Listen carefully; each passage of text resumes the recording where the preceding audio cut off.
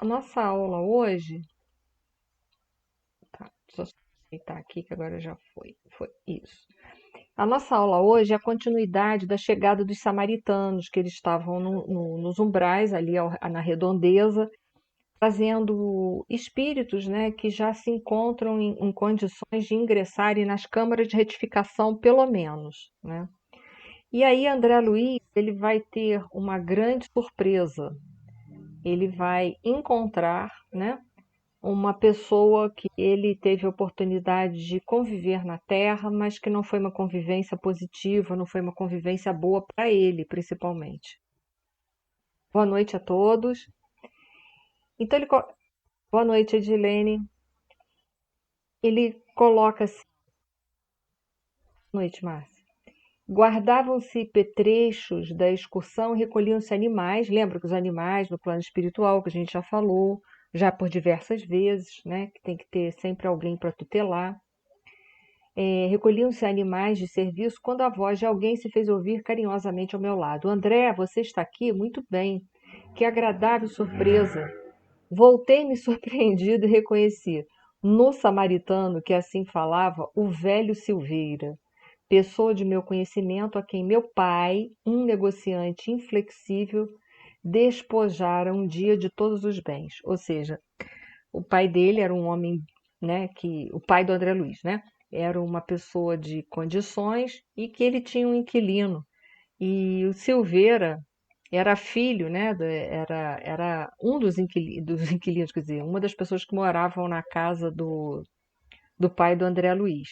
E aí foi, assim, arrebatador, né, para André Luiz. E aí ele continua. Justo acanhamento dominou-me então. Quis cumprimentá-lo, corresponder ao gesto afetuoso, mas a lembrança do passado paralisava-me de súbito. Não podia fingir naquele ambiente novo, onde a sinceridade transparecia de todos os semblantes. Foi o próprio Silveira que, compreendendo a situação, vem em meu socorro, acrescentando: francamente, ignorava que você tivesse deixado o corpo e estava longe de pensar que o encontraria em nosso lar. Quer dizer, André Luiz, ele fica constrangido, por quê? Porque a família do Silveira, pai, a mãe e ele, haviam sido despejados no momento em que eles não podiam pagar mais aluguel.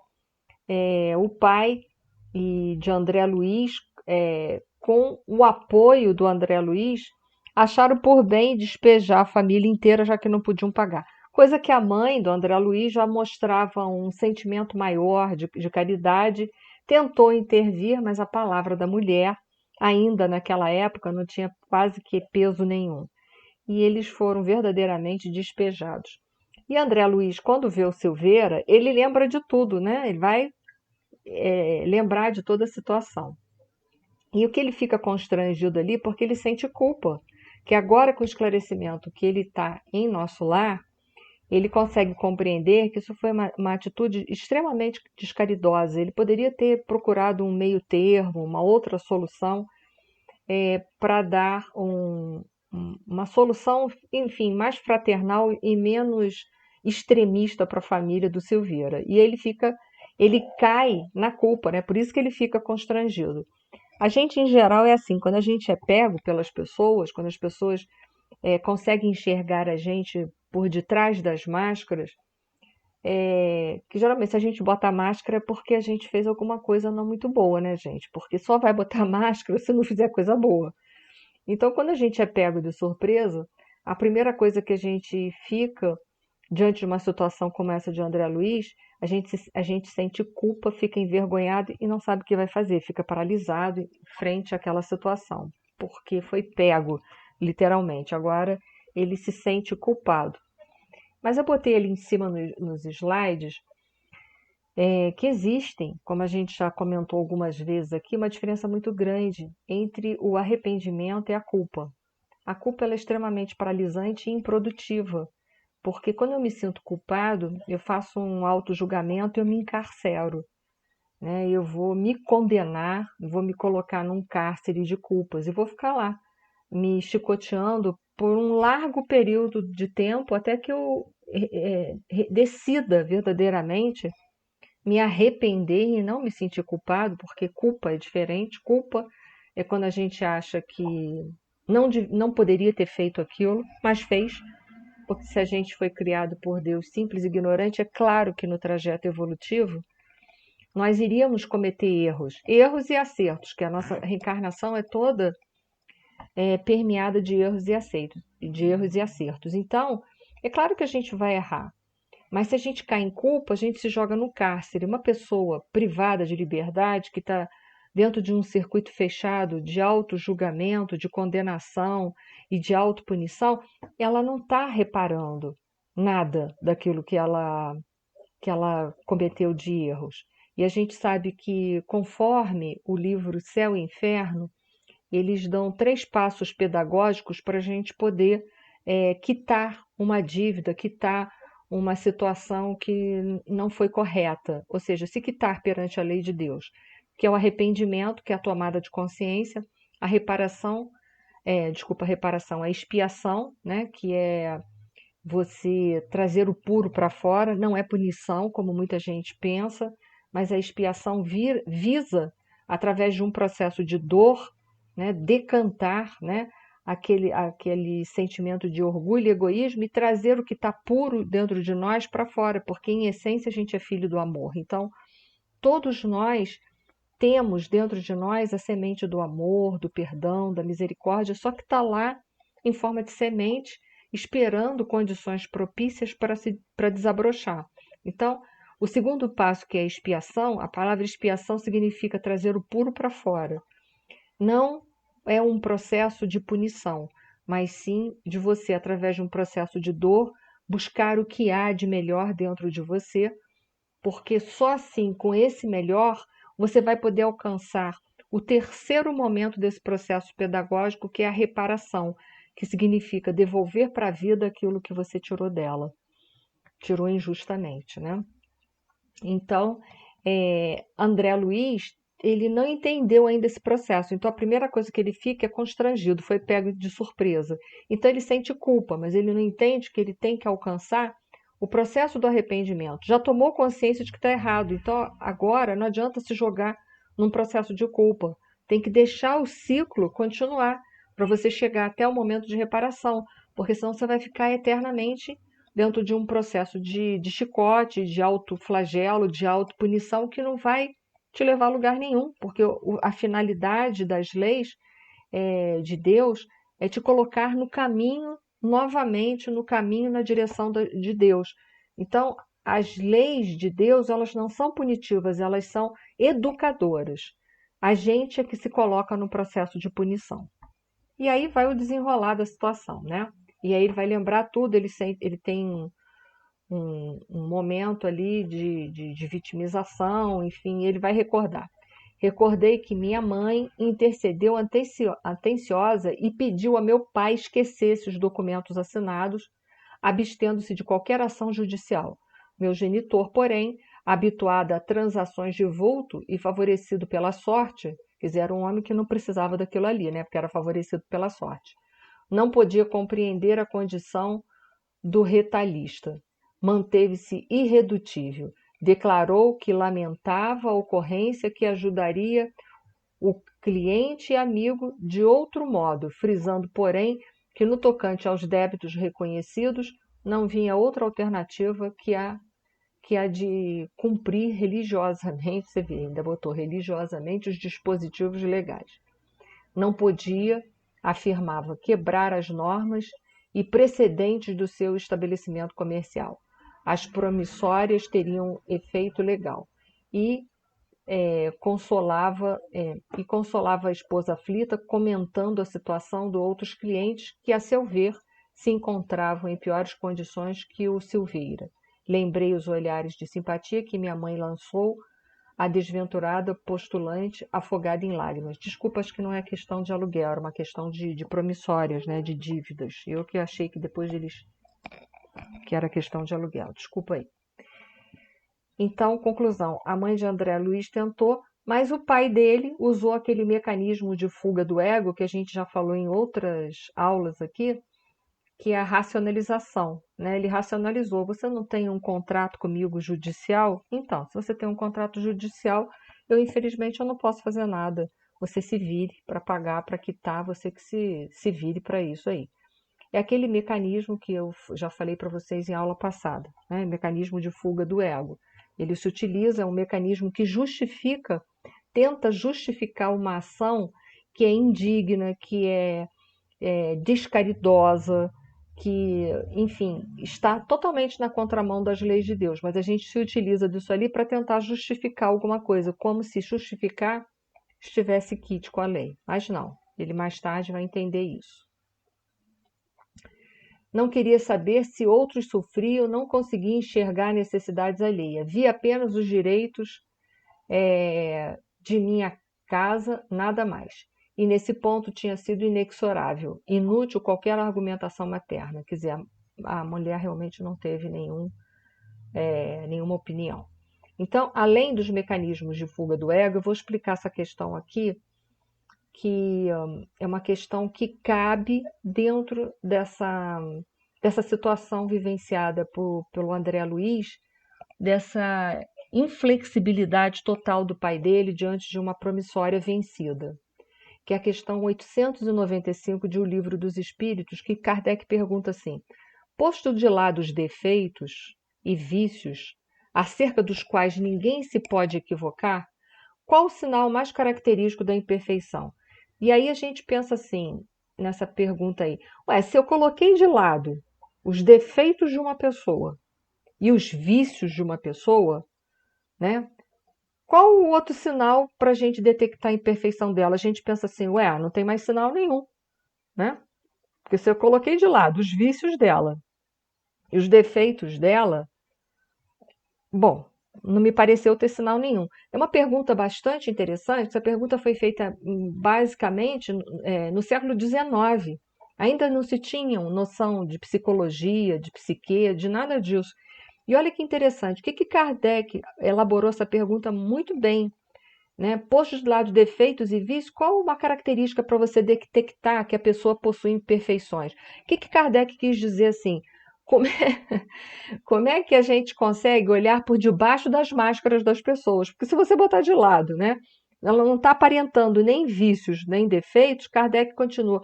Qual o sinal para eu detectar se existem imperfeições nela? Ou seja, qual o sinal para eu olhar ela por detrás das máscaras dela? Foi essa pergunta que Kardec fez em 1857, basicamente.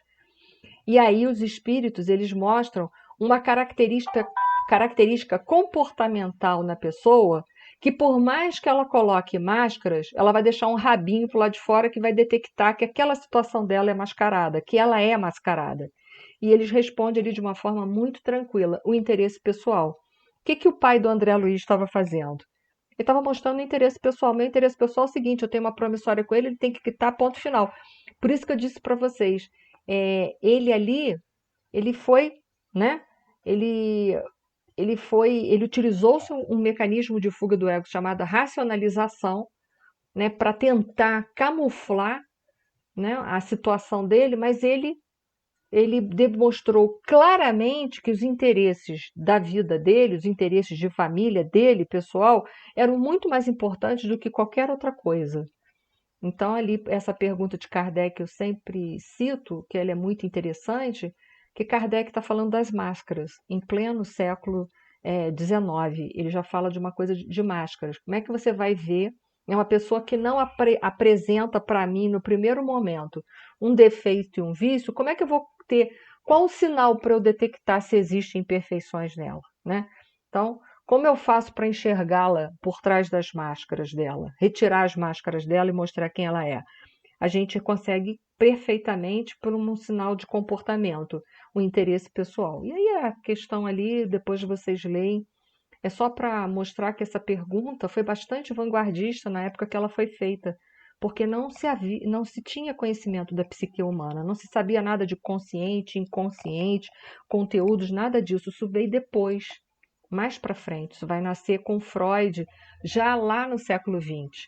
Então, olha que interessante A pergunta foi super vanguardista. Kardec estava falando como é que eu faço, né, para tirar e ver ele por detrás das máscaras dele, ou seja, fazer a máscara dele cair literalmente, ou enxergar ele quem ele é.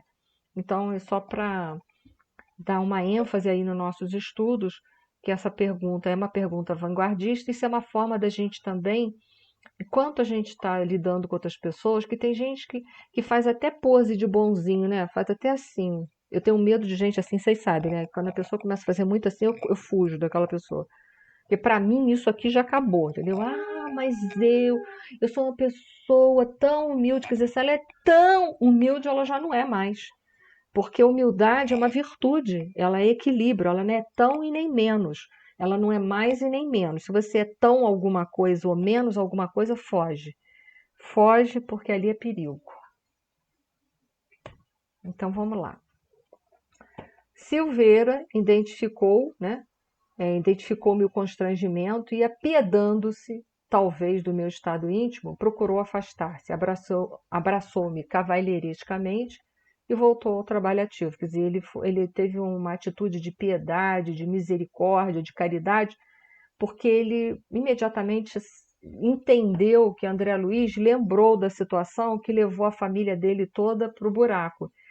E ele, então, o que ele fez? Ele entendeu o constrangimento, teve piedade, disfarçou, né, literalmente, e saiu fora, procurou o caminho dele. Teve uma atitude de piedade, né, ao invés de futucar, o que talvez a gente ia falar assim: oi, André Luiz, tudo bem? Lembra de mim? Não, eu sou aquele que o teu pai não perdoou a dívida. A gente basicamente faria isso, talvez, né? Ele não, quando ele sacou que o André Luiz e lembrou disso, de que aquilo para ele era uma situação constrangedora, ele saiu fora. Mas a Narcisa, né, ele foi falar com a Narcisa a situação, a Narcisa colocou o André Luiz no devido caminho pedagógico que está lá no livro Céu e Inferno, arrependimento, expiação e reparação. E aí ele foi falar para a Narcisa tudo, né? O que aconteceu com ele, o que ele encontrou, né? E aí a Narcisa virou para ele e falou assim: aproveitou você o belo ensejo? E ele perguntou, né? Que ensejo? O que quer dizer, né? Ele não entendeu nada, né? O que a Narcisa queria que ele, né, fizesse? Que ele aproveitasse o momento para fazer aquilo que ele estava tendo oportunidade de fazer, se desculpar, já começar, né, a se colocar nos trilhos novamente, porque é preciso pedir desculpas. Saber pedir desculpas de verdade é um ato de humildade, porque é difícil a gente dar o braço a torcer, que a gente errou de uma forma assim tão cruel e tão grave. Isso é muito difícil. Saber pedir desculpa diante de uma situação tão cruel dessa é difícil. É um ato de nobreza de caráter saber falar isso, né? Então, Narcisa chama a atenção do André Luiz e coloca. E aí, André Luiz vai tentar refazer os passos, né? Não mais vacilei, corri ao encontro do Silveira e falei-lhe abertamente, rogando perdoasse a meu pai e a mim as ofensas e aos erros cometidos, quer dizer, de outrora, né? Você compreende, acentuei. Nós estávamos cegos, estavam mesmo cegos pelo orgulho, pelo egoísmo, pelo interesse pessoal, porque o pano de fundo do interesse pessoal é o orgulho e egoísmo, que quer tudo só para si, que quer ser destacado, né? Então ele fala, nós estávamos cegos, era uma cegueira espiritual. Em tal estado, nada conseguíamos vislumbrar senão o interesse próprio. Olha aí a questão, né? Volta lá a questão 895, né? Me perdi aqui, gente. Me perdi no próprio texto. Interesse próprio. Quando o dinheiro se alia à vaidade, Silveira, dificilmente pode um homem afastar-se do mau caminho, tá vendo? O dinheiro e a vaidade, né? Então é o orgulho, o egoísmo. Então a gente acaba se tornando cruel por uma coisa que é passageira. É interessante, né? Como a gente aqui embaixo luta eu costumo brincar, por 2 centímetros cúbicos de poder, de glória e de dinheiro. E tudo isso aqui não é impermanente, vai passar, vai acabar. São valores, mamão, são valores que a Traço Ferrugem carrega. E por causa disso a gente cria débitos, a gente cria inimizade, por causa de tudo isso. E depois a gente deixa tudo isso para trás, porque só é nosso que a gente vai levar. E, por exemplo, André Luiz levou os conhecimentos dele e a consciência de culpa, que agora, quando ele encontrou Silveira, o que ele teve como resposta? Uma consciência de culpa por um ato impensado da vida material. Então, isso aí é um chamamento para a gente. Cuidado com as brigas de opiniões ideológicas, os poderes que a gente quer ter aqui na Terra, como as pessoas se vangloriam em ter o cargo A e B aqui na Terra. Que cargo? Cargos são coisas passageiras. Ao invés da gente estar procurando poder, a gente deveria estar procurando o autoconhecimento, deveria estar procurando desenvolver virtudes que nos dão direito, que nos dão autoridade. Autoridade e poder são coisas diferentes. Poder é transitório, autoridade é eterna. E a gente briga por coisas que são transitórias. E aí continua, ora André, quem haverá isento de falhas? Quer dizer, ele ainda tem uma postura de humildade porque ele também está se enxergando, né? Acaso poderia você acreditar que vivi isento de erros? Além disso, seu pai foi meu verdadeiro instrutor. Olha aí, é a vaquinha. Vocês conhecem a história da vaquinha que foi jogada pelo despenhadeiro abaixo? Todo mundo conhece a história da vaquinha? Se alguém não conhece, se manifeste. A Misa não conhece, então eu vou contar porque essa história tem um cunho. Então eu vou contar a história da vaquinha para vocês porque ela tem um cunho moral. Eu peço perdão àqueles que já conhecem para terem paciência que eu vou contar a história da vaquinha. Havia um monge que estava caminhando com seus discípulos por uma estrada.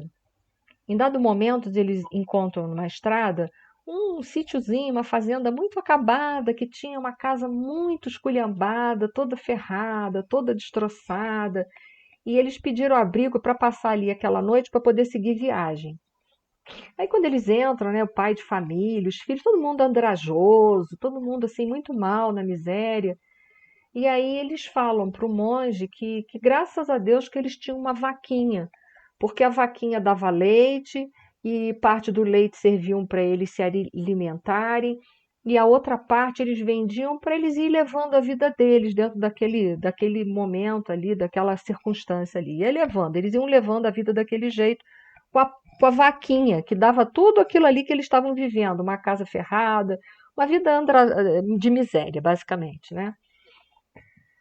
O monge escutou a história e quando deu de madrugada, assim, já estava quase amanhecendo, o monge deu a ordem a um dos seus discípulos que fosse lá no quintal, pegasse a vaquinha e jogasse num despenhadeiro ali perto. Aí todos os discípulos ficaram, mas mestre, faça o que eu estou falando. Aí jogaram a vaquinha, foram embora de manhã, foram embora, seguiram o caminho.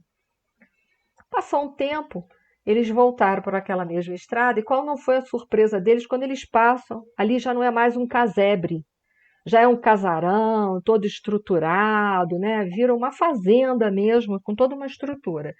Eles passam para ver o que aconteceu. Quando chega lá, vão deparar com a mesma família, só que agora está num casarão, com tudo estruturado, bem vestidos, arrumados. Aí o monge pergunta: mas que coisa boa, a vida de vocês mudou? O senhor sabe, a última vez que o senhor esteve aqui, aconteceu uma tragédia. A nossa pobre vaquinha caiu num despenhadeiro que tem aqui perto. E depois que a nossa vaquinha caiu, a gente resolveu, a gente não tinha mais nada, só tinha a vaca, que é a vaca que dava leite, dava um dinheirinho para a gente se virar. Como a gente perdeu a vaquinha, cada um foi procurar uma forma de viver e aí a gente saiu daquela miséria que estava. Aí os discípulos entenderam a mensagem do mestre, né?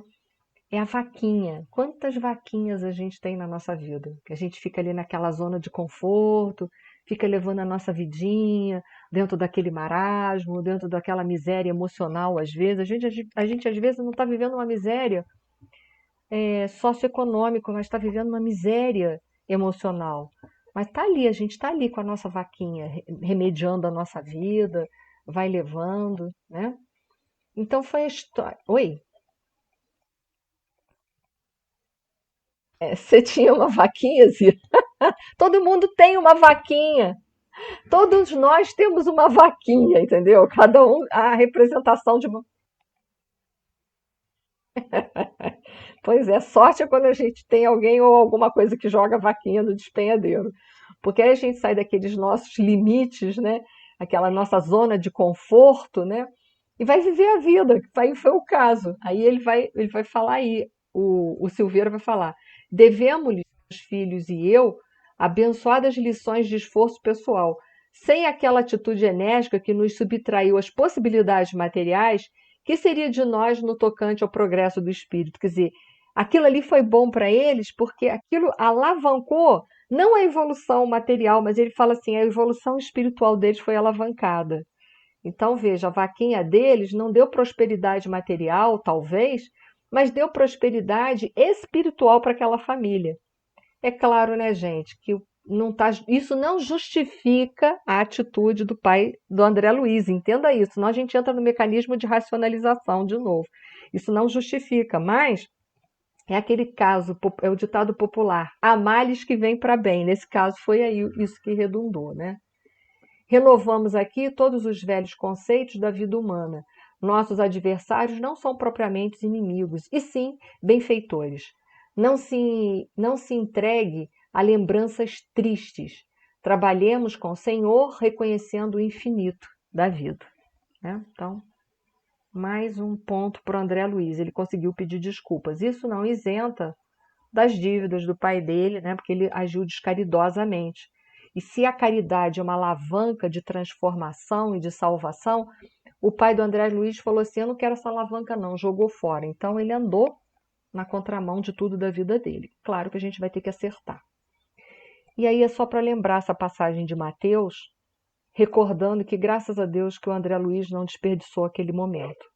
Mateus, em capítulo 5, ainda falando, inserido dentro do Sermão da Montanha, ele fala assim: reconciliai-vos o mais depressa possível com os vossos adversários, enquanto estáis com ele a caminho, para que ele não vos entregueis ao juiz, o juiz não vos entregueie ao ministro da Justiça, e não sejais metido em prisão. Digo-vos em verdade, que daí não saireis enquanto não houverdes pago o último ceitil. Ou seja, enquanto eu não estiver quite com as leis, a minha consciência não fica tranquila e não fica em paz. Então, é lembrar que o André Luiz ele teve esta oportunidade e, se não fosse pela Narcisa, ele teria jogado a oportunidade no lixo. Tá? A Andresa está colocando assim, não é o que fizeram conosco, mas o que fazemos com o que nos fizeram. É verdade. O problema não é o que as pessoas fazem com a gente, é o que nós fazemos com aquilo que nós recebemos das pessoas. E quando uma pessoa faz mal para a gente tem basicamente a gente tem duas opções diante de um mal que alguém faz para a gente. Ou ficar com raiva dessa pessoa, ou a gente aproveitar aquilo ali como uma lição e seguir o nosso caminho em frente, deixando para trás, entendendo que cada um segundo as suas obras e que todos nós responderemos pelas nossas atitudes. Mas se as pedras que nos atiram, como diz certa história que já foi contada, né? Se as pedras que nos atiram a gente abaixar para pegá-las, melhor dizendo, se as pedras que nos atiram a gente não abaixar para pegá-las, o dono delas um dia vai ter que voltar para pegar. Então é isso que a gente precisa aprender. Ao invés de ficar com raiva e utilizar-se do desforço, segue o caminho aprendendo, segue o caminho em paz. Que é isso que a gente precisava fazer. A verdade, as pessoas só nos ofendem porque a gente cria expectativas, porque a gente quer que as pessoas supram a gente naquilo que está nos faltando. Então a gente fica com raiva quando as pessoas não suprem aquilo dentro da gente. E aí a gente fica com raiva da pessoa, fica magoado. Agora, quando a gente entende que mesmo que a atitude do outro foi uma atitude descaridosa, mas eu sigo me responsabilizando pela minha vida, sigo com fé em Deus, sigo o meu caminho em paz, eu não abaixei para pegar a pedra. Então, um dia o dono dela vai ter que voltar e dar conta. Então, nesse caminho, nesse capítulo, era o que eu tinha para falar. A lição do perdão, a nossa trajetória, os mecanismos de fuga do ego, as nossas máscaras. E é importante lembrar, gente, que todo perdão ele vai cair no auto-perdão, querendo a gente aceitar isso ou não. Né? Porque as pessoas só entraram na nossa vida e fizeram o que elas queriam porque nós deixamos a porta aberta, nós permitimos isso. Porque se a gente fechasse com a porta do amor, com a porta do dever, do entendimento das leis de Deus, as pessoas não tinham esse poder devastador de entrar na nossa vida e fazer A, B ou C. Foi o que o Silveira e a família fez. Ao invés de ficar com raiva, eles foram à luta, foram viver a vida deles, foram conquistar valores que a traça e ferrugem não corrompe. ao invés de perderem tempo em se magoar e ficar com raiva e acabarem caindo no desforço, né, na vingança declarada ou na vingança velada, que é a indiferença, eles foram crescer espiritualmente e seguir o caminho deles. Então, é isso que a gente deveria estar se preocupando hoje. Foi para todo mundo? Se alguém ainda tiver alguma questão, é só, por favor, falar. Eu vou para o próximo. Sim, pode falar.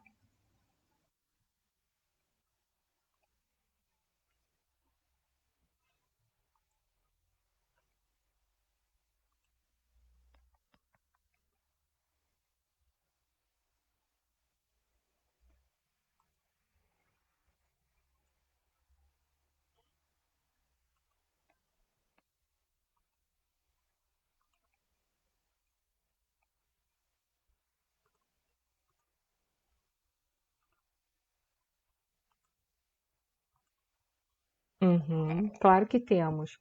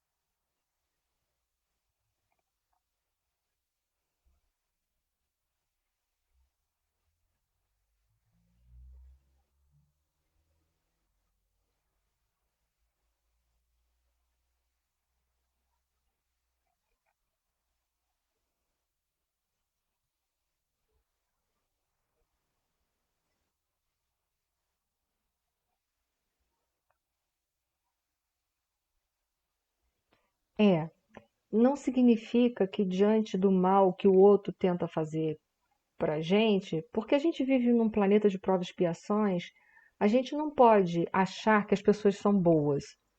Os próprios livros Evangelho segundo o Espiritismo fala que uma das características do planeta de provas e expiações é a predominância do mal. Então, o mal existe porque ele é criação do homem. Então, assim, eu até brinco, né? Esse é o capítulo do Evangelho, que é o capítulo 3, que fala que nós somos malzinhos. E é isso mesmo. Porque se o mal predomina no provas e expiações, é porque nós ainda somos maus. Então, quando alguém vem nos fazer mal, não significa que a gente vai falar assim, ah, que bom, manda mais chicote. Não, não é isso. Aí a gente vai recorrer ao Evangelho, no capítulo 17, que fala assim, que fala do dever, titulado item O Dever. O dever principia no ponto em que ameaçais a felicidade alheia e vice-versa. Né? O que significa isso? Que na vida a gente tem que dar um limite, mas dar limite às pessoas com amor, não com vingança, não com violência, não é isso. Mas é dar um limite, sim. Não é que a gente vai ser saco de pancadas, né? Para outras pessoas, né? É mostrar para ela, com amor, que existe outra forma de tratar a mesma e de lidar com as pessoas. Então, isso nos é facultado para todos nós, né? Porque o dever, que é composto de direitos e obrigações, ele é para ambas as partes. Eu tenho direito, eu tenho obrigações, o outro tem direitos e tem obrigações. Direitos e obrigações juntos. A partir do momento em que eu uso um direito, eu tenho obrigações e vai por aí afora. Então, é saber dar limite, mas é dar limites com amor. Por isso, dai a César o que é de César, dai a Deus o que é de Deus. Né? Essa passagem é muito simbólica. Né? Então, é saber colocar o limite com muito amor em relação a outra pessoa. Não é servir de saco de pancadas para ninguém, mas é saber colocar-se de forma amorosa e posicionar-se em relação às maldades das outras pessoas, né? Mas se posicionar com amor e não com violência. Podemos seguir ou alguém tem mais alguma coisa que gostaria de colocar sobre o perdão, alguma coisa a mais? Não? Tá todo mundo bem na questão do perdão, então vamos lá. Então, deixa eu só catar aqui.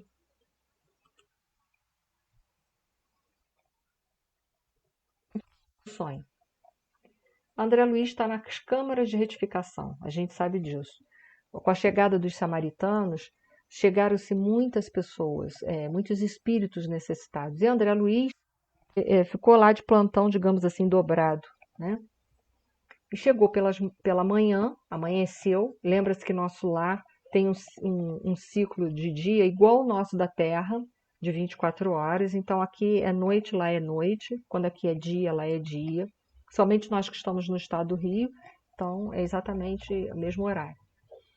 Pela manhã regressou Tobias Câmaras, e mais por generosidade que por outro motivo, estimulou-me com palavras animadoras. Eles estavam felizes, porque André Luiz, pela primeira vez, estava aprendendo a servir. Muito bem, André, exclamou ele contente. Vou recomendá-lo ao ministro Genésio, e pelos serviços iniciais receberá bônus em dobro, né? Ensaiavam palavras de reconhecimento quando a senhora Laura e Lísia chegaram e me abraçaram. Sentimos-nos profundamente satisfeitos, disse a generosa senhora sorrindo. Acompanhei-o em espírito durante a noite e sua estreia no trabalho, motivo de justa alegria em nosso círculo doméstico. Disputei a satisfação de levar a notícia ao ministro Clarencio. Olha só, já estava todo mundo intercedendo por André Luiz. O bem lá da Ibope. Na Terra o bem não dá Ibope, não vende jornal, não dá noticiário, mas lá dá. Que me recomendou cumprimentasse você em nome dele. Então, estava todo mundo feliz que André Luiz estava trabalhando e agora entendendo o real valor do trabalho. E aí recomenda-se que André Luiz vá para um dos departamentos, ali dentro do departamento das câmaras de retificação, mas que ele vai descansar. Porque lembre-se, a colônia é de transição. Os espíritos que lá se encontram, eles necessitam ainda de descanso para o corpo físico. Então, ele necessita, por estar ainda próximo da Terra, eles têm um certo desgaste. E lembra-se, as câmaras de retificações eles ficam na ponta da estrela de nosso lar, que dá para as regiões umbralinas. Então, ali a psicosfera é mais pesada. Então, o trabalho é pesado e eles precisam descansar.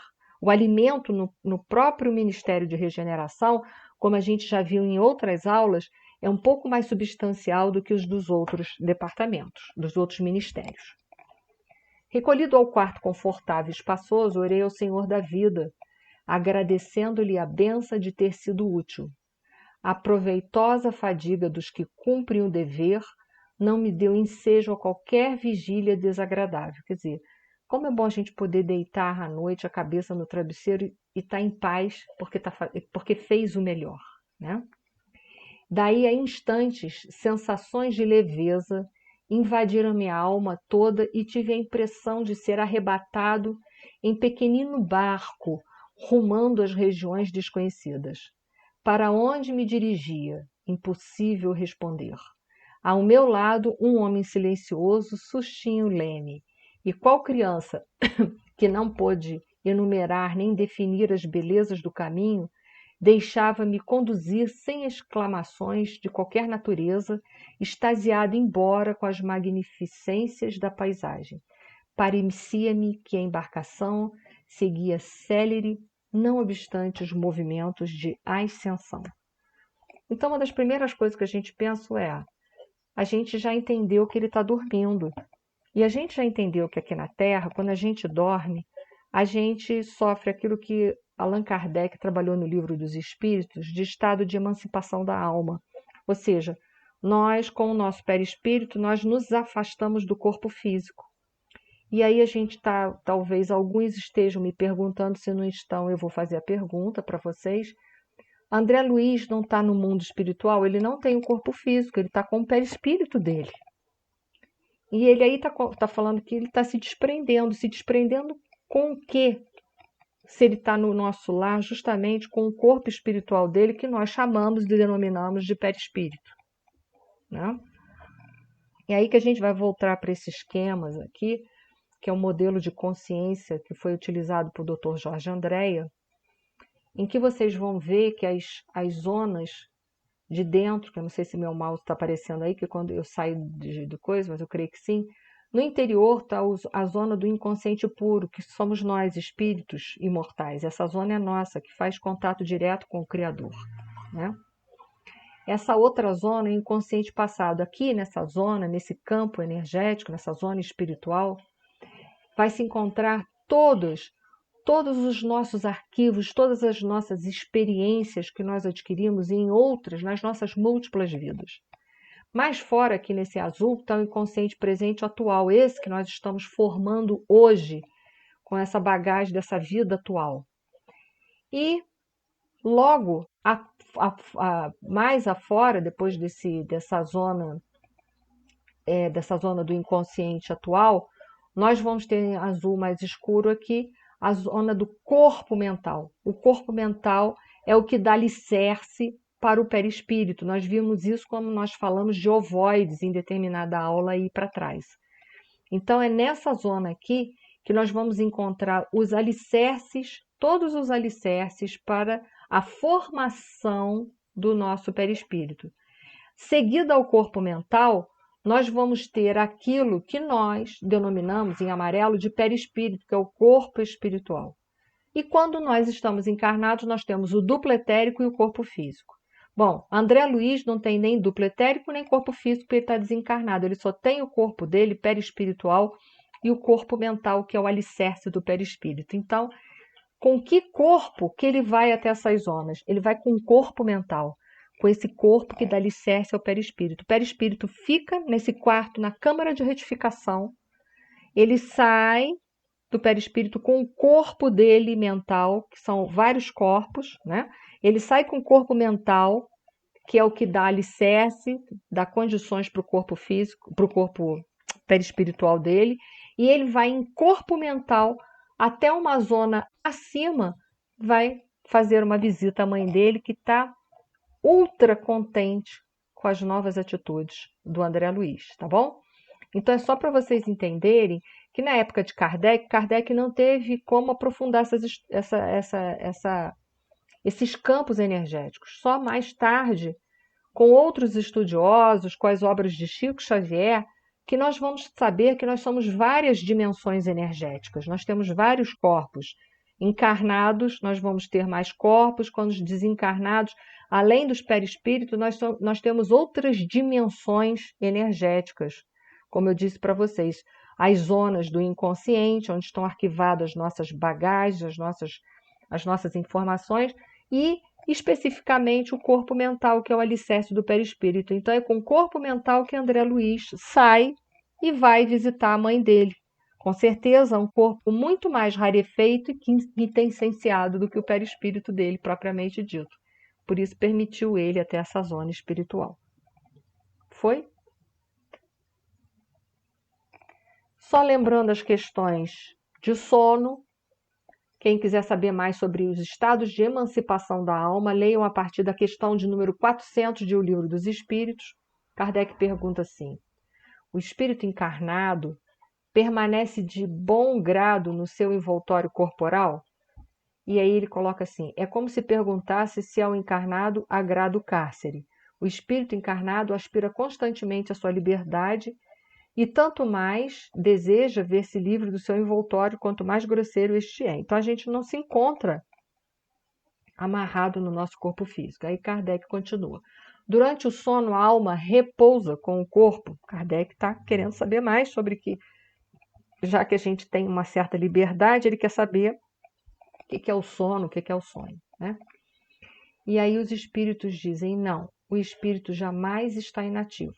Durante o sono, afrouxam-se os laços que o prendem ao corpo, e não precisando este, então, da sua presença, ele se lança pelo espaço e entra em relação mais direta com outros espíritos. É verdade, quando a gente não está muito apegado às questões físicas, porque quando a gente está muito apegado ao mundo material, a gente geralmente fica pairando sobre o corpo durante a noite, tá? Sim.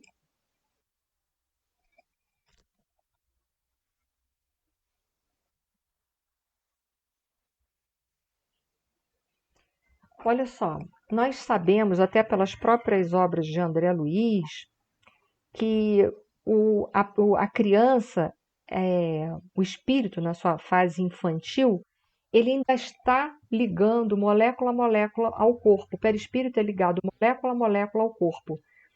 Como na criança, até os 7 anos, né, ela está em fase de desenvolvimento celular, né, ainda estão se formando muitas células, estão se formando muitos tecidos, a gente sabe que essa formação, essa ligação completa, só vai se dar a partir dos 7 anos. Aí você quer saber se ele emancipa durante a coisa. Ele vive mais do lado de lá do que do lado de cá, a criança. Tá? Então, a criança ela tem mais percepção da vida espiritual e menos da material. A partir dos 7 anos é que essa questão ela vai se equilibrando. Então, ela- é, ele vai ter uma liberdade maior tão somente durante o sono, né? Que vai diminuindo essa liberdade. Mas a criança, quando é pequenininha, ela tem mais da vida espiritual do que da vida material. Por quê? Porque o perispírito ainda está se ligando. Os 7 anos é que vai terminar essa ligação. Por isso a criança vê o mundo espiritual como se ela tivesse a mesma realidade. Então, se durante a noite ela emancipa, ela emancipa, mas ela já está mais no mundo espiritual do que aqui. Mas ela pode emancipar um pouquinho. Por que não? Porque ela não pode emancipar. Pode. Quer ver uma prova de emancipação? Lembra do Ricardo, que é o marido da senhora Laura? Eles veem o Ricardo durante a noite no desprendimento do corpo físico, tá? É a resposta. Mas pode sim desprender. Agora, o tanto que vai desprender vai depender da maturidade espiritual, né? Se é um espírito muito preso à terra, ele não vai fazer grandes voos, né? Agora, se ele é um espírito que guarda uma maturidade espiritual, ele vai poder fazer voos maiores. Isso também vai variar para a gente também. Logo mais, quando a gente for dormir, se a gente estiver muito preso, a gente não desprende tanto. Mas até onde entendo, criança emancipa, tá? Por esse exemplo que eu te dei aí, tá? E até a lembrança das próprias mães que recebem a visita dos seus filhos, acalentam em nosso lar e tudo mais, sim, existe emancipação. E aí ele foi conduzido para a paisagem espiritual, que era uma coisa lindíssima, né? Porque as plantas retiam luz e elas apareciam, né, iluminadas. Olha que lugar lindo, né? O retratar do André Luiz, a gente vê que a dimensão espiritual que se encontra a mãe dele é uma dimensão espiritual muito bonita, de muita luz, né? Então ali eu só coloquei isso, né? Ele coloca assim, o sonho não era propriamente qual se verificava na Terra. Por quê? Porque ele estava mais lúcido. E na Terra, em geral, a gente guarda pouca lucidez. Até por que que a gente guarda pouca lucidez dos sonhos? Por causa dessa questão aí que Kardec colocou. Por que que às vezes a gente não lembra ou traz pouca lucidez? Porque a diferença de vibração do corpo físico para o corpo espiritual é muito grande. O corpo físico ele tem uma vibração incompatível, muito pesada. Então, por essa incompatibilidade entre o corpo espiritual e a matéria que é muito grosseira, a gente não consegue conservar todas as impressões, captar todas as impressões que o perispírito vai trazer do plano espiritual. Então, por isso que muitas vezes a gente não consegue recordar tudo, entendeu? Os órgãos corporais, eles não conseguem captar toda aquela sintonia com toda clareza. Então, é por isso que às vezes a gente está faltando 5 minutos. Foi para vocês até aqui ou não? Tá indo? matéria conhecida, né?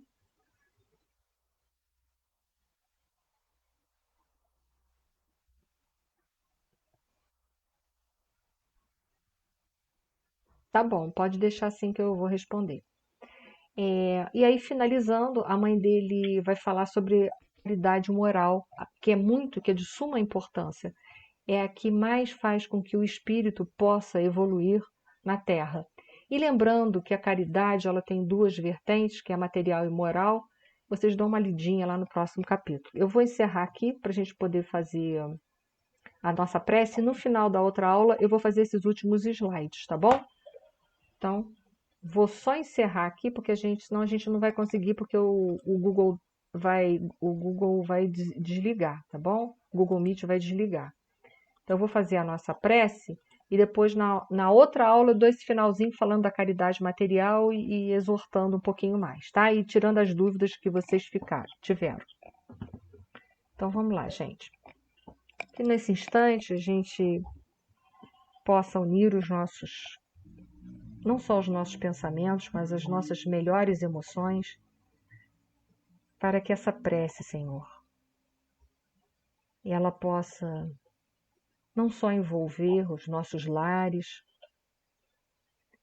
aqueles que passam pelos nossos pensamentos e são motivos das nossas preocupações, mas também ir ao encontro de todos os nossos irmãos encarnados e desencarnados nesse planeta, aonde ainda impera a dor, a treva e a dúvida, que a nossa prece possa ajudá-los a sair deste momento, a encontrar novos caminhos, novos rumos para as suas reencarnações ou para o seu momento evolutivo, ajudando-os, Senhor, a sair dessa condição e a sentirem que são espíritos imortais, que a verdadeira vida é a espiritual, que teu amor é infinito, a tua misericórdia é infinita,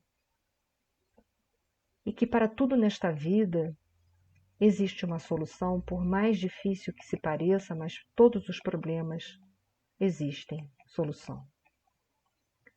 Enfim, Senhor, que essa prece nossa, unida a tantas outras, possa então visitar a todos os que necessitam.